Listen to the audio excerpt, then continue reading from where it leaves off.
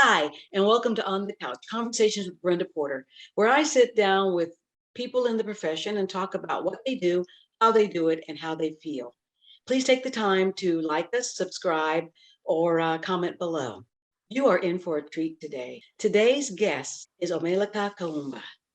She is a dancer, a choreographer, a drummer, um, a cultural arts educator, a music arranger, and she has traveled extensively throughout the world, sharing her talents. Welcome, Omelika. Thank you so much for having me. You know, I first met you, and you were the artistic director at Genmata. So let's start there. Let's talk about Genmata, how it came about, what it is, and we'll go from there. Genmata is an all-sister dance, percussion, and vocal ensemble.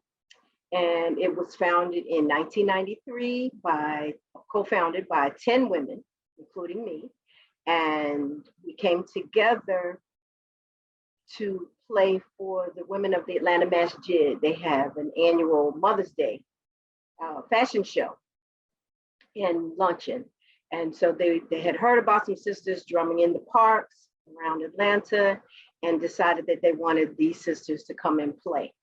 And so there were women from different companies, different organizations, people not in companies, just drumming and dancing. And we would go to different parks around the city and play together. Sometimes brothers would come and share some rhythms with us as well. And so those women were heard about, and I was one of the women, and another sister got an invitation to see if we wanted to play. And then I called 12 other women. And of those 12 women, 10 of us decided to come together to do the performance. A sister by the name of Ramatu was one of the people who initially spearheaded the drumming in the park. And she wound up being one of the 10 members as well to help with the leadership and the organization. And so we started just in that moment. We didn't come together to be an ensemble or a group. We just came together for that event. We had so much fun, and the reception to it was so outstanding that we decided we would keep going and see what happened. And so here the company is now 29 years later. And yes, I had the privilege of being the artistic director for 25 years. And I retired from that position in 2018. And the company is still doing very well. And I'm very proud of the work that the company is doing. So you were drumming, or those women were drumming at a time that women were kind of frowned on to drum. Do you know that it's still kind of frowned on? No. Frowned on. Oh yes, it's not frowned on as much, thank goodness. But yes, there's still people who think that we're not supposed to be playing that particular drum, meaning the djembe drum. The djembe was originally played for sacred reasons. It was a drum that was played in the shrine and specific rituals. And the drum was only played by ordained priests, male priests who were trained and sanctified, as it were, to play for these various rituals. And in the 70s, it was taken out of the shrine, it was taken out of the sacred space and became a secular instrument. And at that time, it was okay for women to play. But some people didn't get that part of the memo. Mm-hmm. And so they still felt like we weren't supposed to play. I have been blessed and so fortunate to have teachers who are masters, one being Weedy Brema, who just got a nomination for his CD that he just presented to us. And another one, Mahiri Keita. And just, I'll stop at those two names. And those are two of the younger masters. And they may not, one thing about mastery, they might not even identify themselves as masters because there's still so much to learn about the drum. So, but they're masters, in my opinion, to me. And because of their training and their understanding of the culture and the history of the drum, one of the things that they shared with me was that the information about women's not drumming was like telephone. You familiar with the game of telephone when you whisper some person's ear and then you see what happens when you get to the end of the line.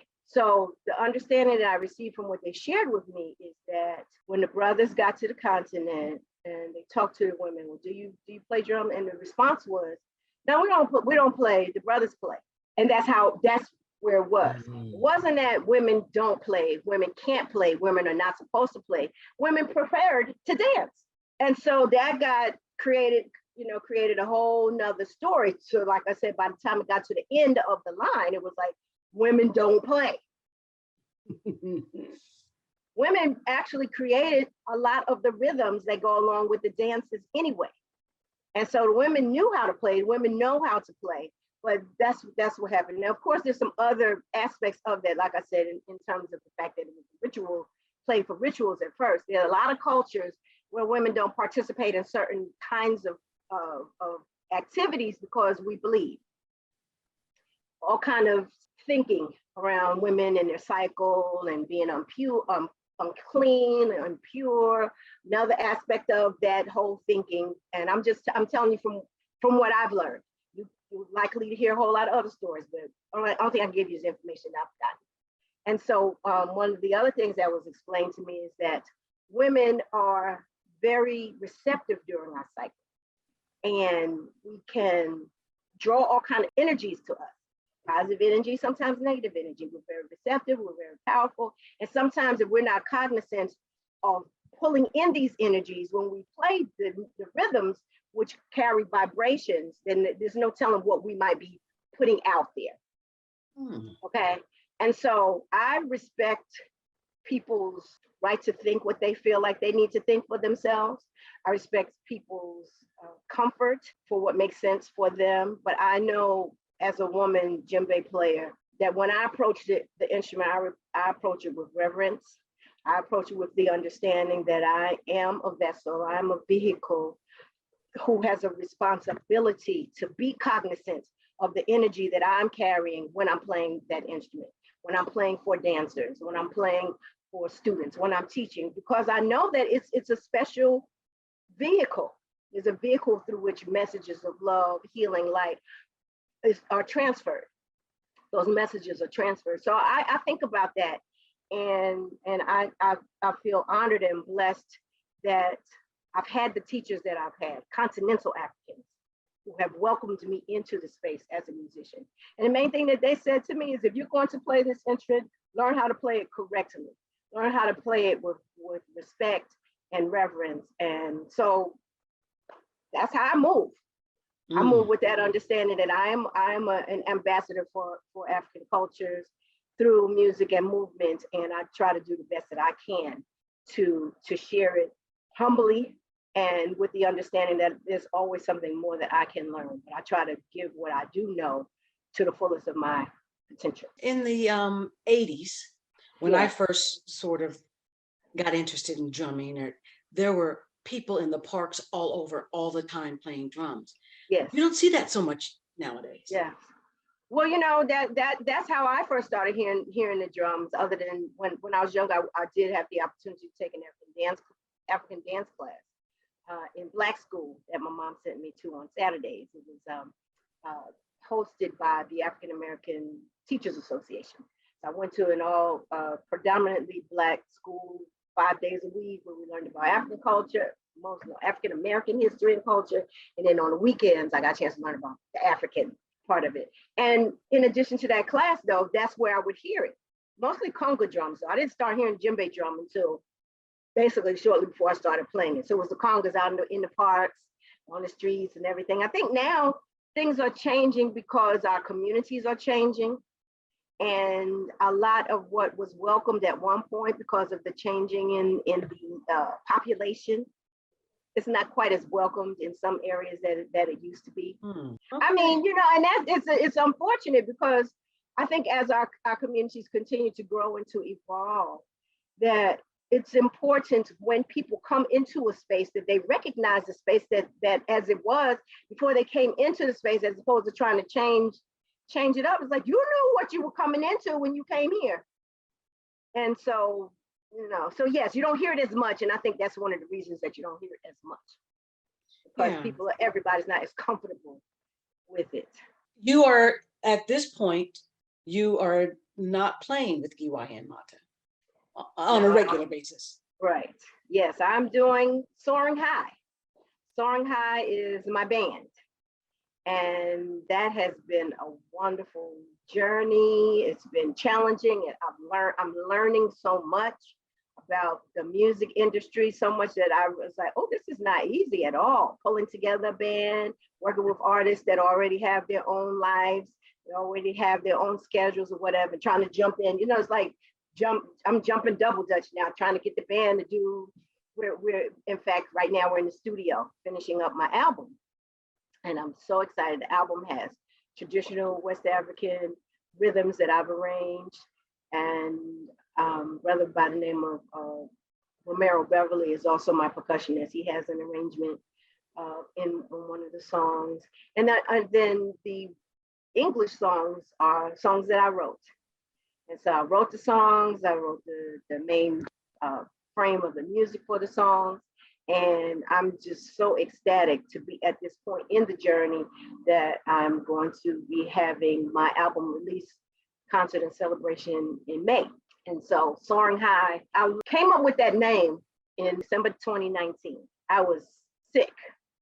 I thought that I don't think I've ever been as sick as I was then. Bad cough, fever, you know. If I had known about COVID, I would have thought that might have been what it was. It was in December, right before 2020, and I was so ill.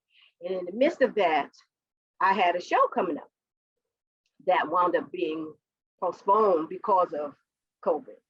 And anyway, I wrote the song Soaring High, and that's what I decided to name my ensemble. So the band is called Soaring High. The title song of the album is called Soaring High, because that's where I am right now in my journey, where I'm really, and I had to soar, try to get up when I was sick that time. Okay, you gotta fly, you gotta soar, you gotta get there, you gotta get there. And what I appreciated about it coming to me is my parents named me Avis, and Avis means bird. So my new business, I've had it for a while, is a sister with a Nia, and the acronym for that is Swan.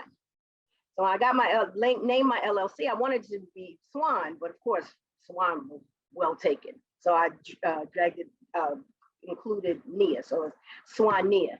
So I'm a black bird. I'm a black bird that's soaring, that's flying. So I'm excited because I feel like being the black swan honors my parents and their vision for me to fly and to continue to soar. So the fact that they both transitioned and I'm claiming the bird in me again, it's been an honor to recognize that I pretty much have come full circle in the journey of flight and growth and understanding of my purpose as an educator, as an artist, as a musician, and somebody who really, really wants to be a blessing to other people. So your music you have the West African traditional, and Yeah. the songs that you have written are of what genre? I call it, I have some house, I got a rap, I have some Latin vibe, I have some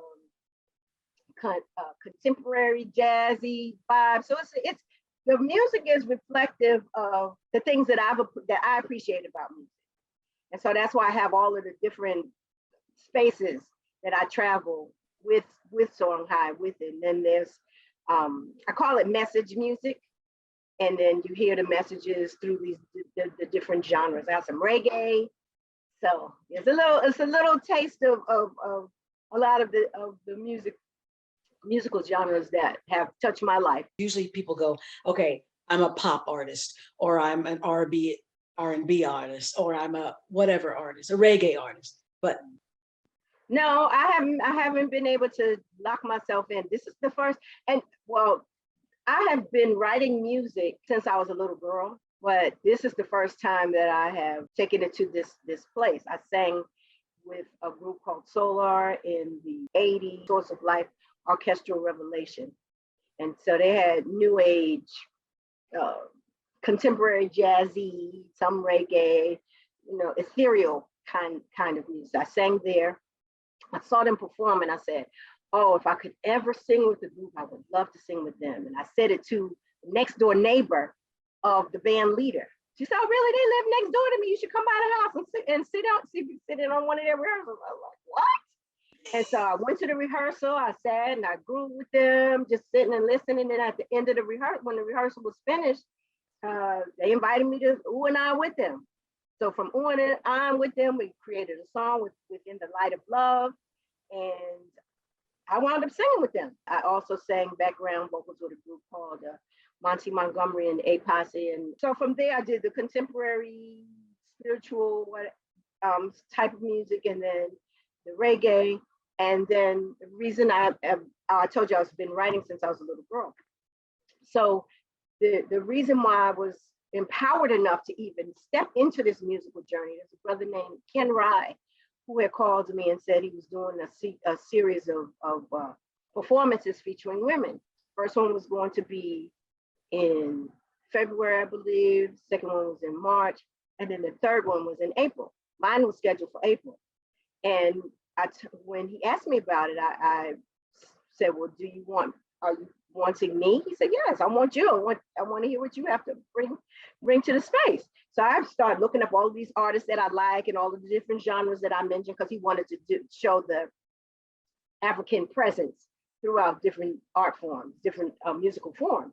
And then I had this voice in my head. He said he wanted you. I was like, oh, that's right. I got songs. And so I went and I pulled up my songs. So thanks to Ken Ride, that was where Soaring High got birthed. And then that show got canceled. The April show got canceled because of COVID. And then I got another call from Tinashe Bolden. Yep. Called me to give me an opportunity to perform in a series called Under the Tent at the Alliance. For that show, I wrote a song, 9 minutes and 29 seconds. It was first 8 minutes and 48 seconds. But then after I continued to hear the bits and pieces, I didn't watch the whole George Floyd trial, but I got a glimpse of it. And his time of transitioning went from 8:48 to 9:29. So I changed the song in the midst of preparing for my show. It went from 8 minutes 48 seconds to 9 minutes and 29 seconds. And so that's a song that's in there too. So that's what I'm saying, is message music, because I got songs of empowerment, songs about love, songs about community and family. You obviously play the drums. Do you play another instrument as well? I play at other instruments, and I am going to be learning more seriously how to play the timbali, which is the instrument of my idol, Sheila E. And I have all these real cool instruments. I have cajon, my mother bought me a xylophone. I have all kinds of stuff. So I'm just, and that's why I'm not able to say I play this kind of music, because there's no telling what's going to come through me. Do you read music? Very little. When I was a younger person, I took piano lessons. So I do know the scale and I can see, but in terms of just being able to sit down and not yet. But that is something that I will be doing again, because one of the things that I found so challenging was when I wanted to share the music with the other musicians, I had to find somebody else to transcribe it for me, because I didn't have that skill. And I know a lot of times people don't even use that skill now, because you can go to a computer and do everything pretty much. But it's always good to be able to have that foundation, have the basics. So I'm looking forward to learning how to read again and to write my scores on paper as well. Talk to me a little bit about Swan. Your sisters with the Nia. What is it? So Sister with the Nia is the name of my LLC. I have a sister friend, Dr. Philomen Prescott Adams, and I actually had that came to me in the 80s. And she said, but it was Sister with a Purpose. And I shared that with her, shared my little logo at that time. She said, you should call yourself Sister with a Nia, because then you'll be Swan. So that's where I got Swan from that. And Sister with a Nia being purpose. And for me, my purpose, as I shared earlier, is to be creative, is to bring joy, is to experience joy. and to share joy through all of the avenues that I walk. So whether it's as a dancer, whether it's as a choreographer, whether it's as a musician, whether it's as an educator, I try to live in that purpose of bringing joy, of bringing enlightenment, of creating positive and safe spaces for people to be creative, to learn, to live, and to love. So that's my.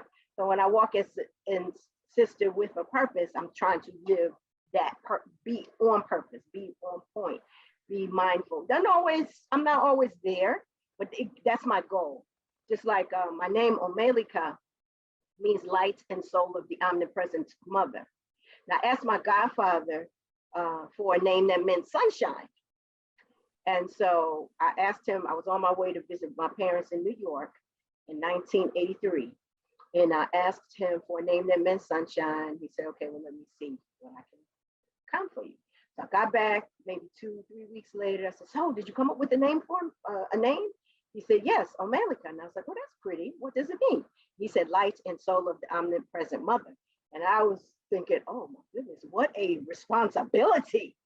You know, you got the sunshine, of course, sunshine lights the earth and nourishes, helps things grow and everything.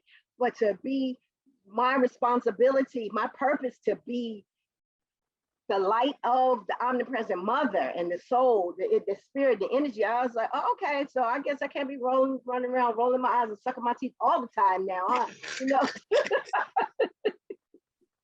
So, and then Kuumba means creativity, and I got that name from Kenneth Zaki, a poet and an artist here in Atlanta. We were performing together with an organization called Positive Images, and he introduced me one day at a show, and now we're going to bring out Sister Kuumba.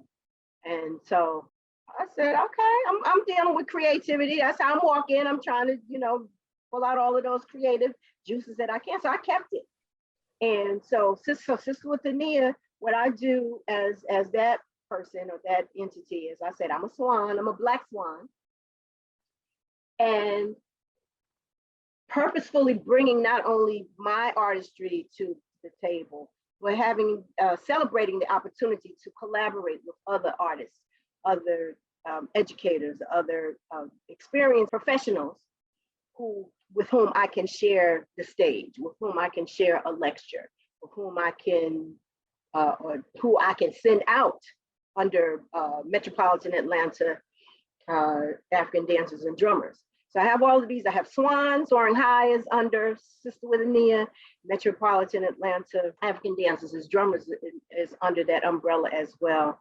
Swania Music, which is the umbrella of my music arm. So yes, just trying to live on purpose, living on purpose, doing the best that I can to live on purpose, and encouraging other people to be purposeful as well. Sister, you have got a lot going on. Oh my gosh. And it doesn't surprise me that your name has sunshine, because you are always positive when I see you. And I was so impressed. I know that you had a really horrible accent that could have set many people back. And every time I saw you while you were dealing with that, you were smiling. I don't know what was going on in the inside, but you always gave such love and joy and sunshine that I would go, oh, I'm having a horrible, oh no, I'm not having a horrible day now. Look at that.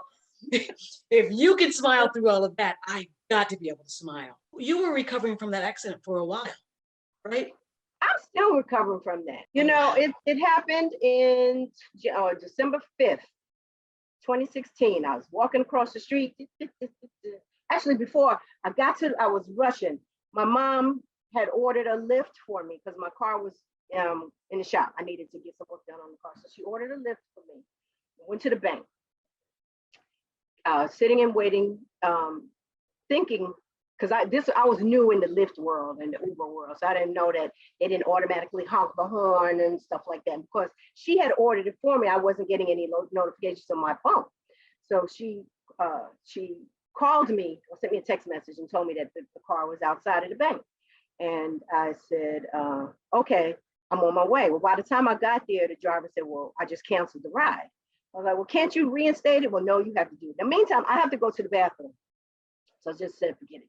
So I leave the bank, go to a friend's restaurant. It's closed. Oh my gosh. So it's, it's getting critical.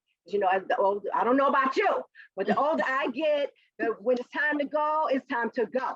Right. So, so I'm rushing, run over to CVS. And I did everything but run to the restroom. Made it to the restroom on time. I called my mom as I was going. I said, tell the driver, schedule the ride for the CVS. So she called me back and told me that the ride was still was going to pick me up from the bank. I said, fine. So I'm walking back to the corner, and there was a stop sign. There was a car at the stop sign, and as opposed to being that aggressive New Yorker that basically, I'm walking. I said, well, no, yes, there's a car waiting for me, but it's only two blocks down. Let me just go ahead and let that car go to the stop. Go ahead. Because, and after all, they got to the corner before I did. So that car went. The car that was behind that car that had stopped, because there was a car in front of it that stopped, that person pulls up to the corner and stops. So I'm thinking it's my turn, because, okay, that car went, I waited, I'm standing here, you pulling up to the stop sign, I'm already at the stop sign, because at this point I'm thinking at like a driver's street, everybody take a turn. So I walk out in front of the car, the car starts, hits my leg. I was like, dang, this person is hitting me. This is all that's going in my mind, right? Being this analytical Virgo, I'm analyzing being hit by a car. So, wow, this person is hitting my leg. And then the car keeps moving. I was like, oh, dang, this person is not stopping. Still in my head. Oh no, I wonder how this is going to end. I promise you, this is everything that went through my mind as I was getting hit by the car. Why didn't I think to bang on the car? Why didn't I think to scream? I didn't do nothing came out of my mouth. All of this stuff was going through my mind. When it finally ended, I was on my back with my feet up in the air, looking up at the sky. So, wound up with 4 broken bones in my foot. I had to have pins and screws in my foot, and torn ligament in my knee, bruised elbow. And so the reason why I'm still healing, getting through that is when it's cold and rainy, I'm done. I'm in so much pain. It reminds me of when we were growing up and the elders used to talk about must be getting ready to rain. That's real. It's so real, because all of that, you can feel it. The barometric pressure impacts our body. It's all connected. It's like you really get a chance to see how we're one with our environment. It's not like our body, we have this separate little body and a certain, no, it's all connected. It's just a bunch of molecules and atoms that form in different spaces, but everything is still a part of the oneness. And so I still have my times when I'm miserable from the pain of it all. The stiffness that I get sometimes. So yeah, I'm still healing. And then not only is it the physical healing that's taking place, but the emotional part of it is still very real, because I'm constantly reminded of the things that I'm not able to do as well, if at all, that I used to be able to do before the break. Like I did Black Nativity. Yes. And I had the opportunity, thanks to Dawn Axum, to play the birth angel in one of the shows. I ran across the stage to get into my position. And I was so emotional about doing that, because that's the first time that I had run on stage since before I got hit. So what it's like as an actor to be able to play something, to be able to do something. And then for whatever reason, either it's just been a long time or there's something that has prohibited you from being able to do that. And then you get the opportunity to do it again, what kind of feeling. And so I was emotional. All I did was run. I had the scarf, and I ran the stage, and I got up and I moved the scarf around. But for me, running in the theater, in a production that I had so much love and respect for, I was in cloud 999. And probably nobody knew it was me, but I knew I knew that it was me, and I knew that that was something that meant a lot to me. So the healing, back to my point, to your question, yes, the healing is still going on.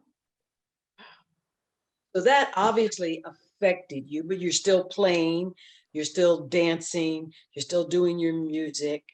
And that had a big effect on you. How did the pandemic play into all of The pandemic played into my gaining a bunch of weight because even though I kept teaching, because we got shut down right after spring break of 2020, we went virtual, and I was like, I'm not gonna teach no African dance in front of dancing in front of the computer screen. What did I do? Dance in front of the computer. But not having, dancing in my living room is very different from dancing in a studio. It's not as much space. So the mobility, and I was really in the lockdown. I was straight up quarantine. I wasn't going out. I was ordering food through Instacart and all of those other kind of things. And so I did not necessarily change my eating habits. I wasn't moving as much. So that the pandemic definitely contributed to I allowed it to contribute to my weight gain. But I'm an only child. So being alone wasn't necessarily an issue for me. I'm cool with I could be at home chilling because I grew up knowing how to be self-entertained. Having my grandchildren, I could see my grandchildren on the phone when we weren't, seeing each other face to face. I was able to do the calls, video calls on the phone or on a computer. And same thing with my parents. I did, thank goodness. I had a time I was like, I needed to lay eyes on my parents. So I went up in July. I surprised them. And I had a friend drive me up there in July of 2020. Thank goodness, because I got a chance to see my dad. That was the last time I saw my dad before he passed. I was his Lyft driver because I used to schedule his rides to his appointments. And so I would call him and let him know when the car was about to arrive. And I called him and said, well, your ride should be in a few minutes. And he said, okay, I'm ready. And so I went and I rang the bell because I helped him outside to the car, and I walked beside him, so he held my arm and stuff. But because of the mask, and I think I probably had on a hat too, he didn't know it was me. And then I pulled it down. He's like, "Oh my goodness!" So we had a nice little moment. And so that was a really, and my mom came with me, so she got a chance to see him also. So that was a wonderful, the fact that even though it was a pandemic, and I was trying, being mindful, okay, well, you could be carrying something or whatever. But I was like, no, I'm going to see you. I need to lay eyes on my mama and my daddy. And I'm so glad that I did. So yeah, but the creativity kept happening in the midst of the pandemic. I was still creating and being excited about just seeing my grandchildren growing and seeing them. I have 6, and I have 2 grandsons and 4 granddaughters. And they are lights of my life. They keep me moving forward. And I had a moment a couple of days ago because my grandson, who just turned 2 in December, answered my daughter's phone. And this young man was just talking to me. How are you? Oh, I'm fine. You having a good day? And I mean, I could understand everything that he was saying. And I just got emotional. I was emotional for myself. And then I was emotional because of under other circumstances, I would have called my mother to share that moment with her. She would have gotten emotional. So I got emotional for me, and I got emotional for her, But yes, that has definitely been a source in the midst of the pandemic and the weight gain and all of that, to just be able to just find the joy and find the motivation to continue to create and continue to love and continue to see the light. It's going to be summer. People are going to be out there. A lot of theaters are opening back up, and a lot of theaters are doing shows by or about people of color. How do you see, or do you see any changes in the theater community after after the pandemic? Well, like you said, I know people are tired of the masks. I'm tired of them, but the thought of not wearing them all the time, kind of as much as I do. I mean, I teach dance.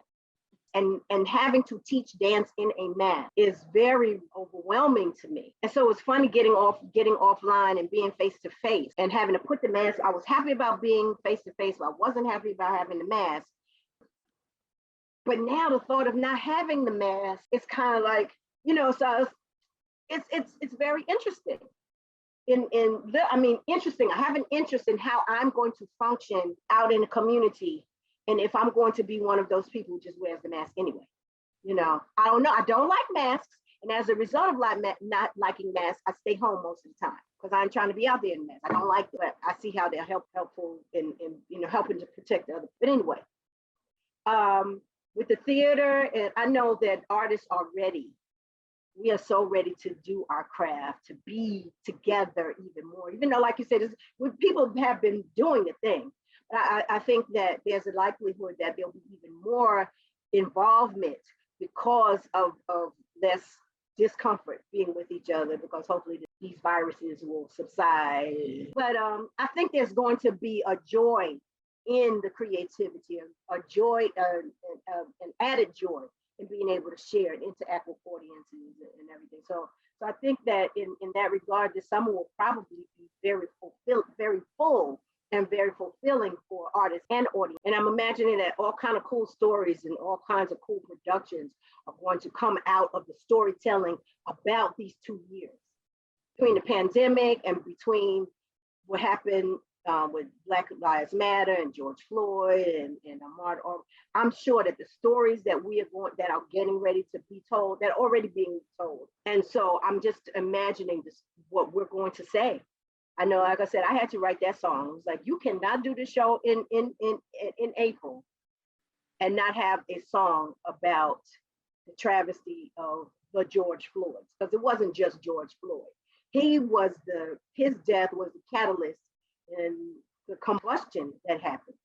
But they've been jacking us up. They've been doing things to us since we got here. But that was just like, okay, enough is a freaking enough. And so that's what I'm imagining, not just the dark side of our experiences, but the light side, and how we were able to continue to flourish in spite of being in quarantine, in spite of having to deal with separation. So that's kind of, because that part of it is exciting to me. See, what are we going to say, and how are we going to mark this part of our history as artists? So what haven't we talked about that you are dying to talk about? When are you and I going to get to work together again? I'm thinking we should make sure we make that happen. Seriously, that's one of the things that I was dying to talk. I'm looking forward to, and I know everything happens at the right time. So I'm definitely looking forward to when that right time. As you mentioned earlier, as we talked about earlier, one thing about women playing drums is that it's not something that you necessarily expect women to be doing, even in 2022. And I think that when we see people doing whatever it is that we don't expect them to do, it gives us a place of hope. It gives us a place of well, maybe I can try something different, even if it has nothing to do with music, but just stepping out of the norm, stepping out of that particular box and trying something else. So I like being that one of the people who inspires people to try to do something different. Because Brenda, if you had asked me as a child what I would be doing at 62 years old, it was not going to be drumming and dancing. I was going to be a veterinarian. People asked me what I wanted to do when I grew up. I was going to be a veterinarian. And when I finally realized that I didn't like dissecting animals, and I wasn't able to get through organic chemistry, I was like, okay, well, this is not getting ready to happen. Then it was really, okay, well, what are you going to, And so being an artist was just something I've been all my life, but actually having it as my profession, I'm grateful that I had these skills that were appealing to people where they wanted me to share them with students and audiences. Well, I want to thank you for taking the time to sit down with me on the couch. It's been a pleasure talking with you. And if you were watching today, please remember to comment below, like us, and subscribe. And come back next time. And meanwhile, keep the conversations going. Let's have a heart to heart. Let's have a conversation. Let's have a heart to heart. Let's have a consultation. Let's have a heart to heart.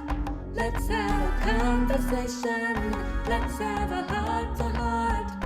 Let's have a consultation. On the couch.